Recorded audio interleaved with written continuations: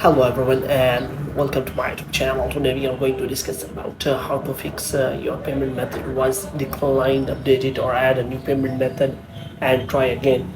For example, if you try to add a new payment method on your iPhone iOS 18 and after that you see this kind of error on your iPhone while adding a new payment method or updating it. So how you can fix that? For this, what you have to do, you have to simply watch this video completely. So without wasting any time, let's start the videos. First of all, what you have to do, you have to simply close this page, and here you have to simply make sure that you are connected to a proper Wi-Fi or internet connection. And after that, what you have to do next is you have to simply uh, go to settings, and here you have to simply go to general, and here you have to simply scroll it down and until you find the option of transfer or reset iPhone.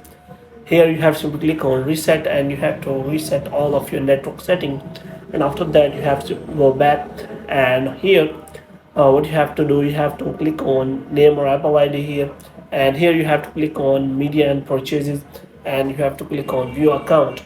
So in view account you will find all the details related to your payments and all the details. So here you have to simply click on manage payments, and you have to simply add a new payment method or try to edit your payment method. And if the problem occurs, then you have to simply remove that payment method, and you have to check whether you have provided the correct details about your payment method.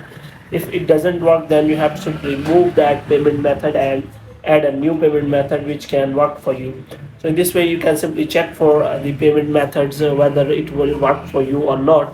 If the problem is still there, then you can simply take the screenshot of the problem, and after that you can simply send it to the Apple Store and ask for the solution of the problem. If the problem is still there, then you have to simply uh, go to the Apple discussion and ask for the solution from the user, how they solve that problem.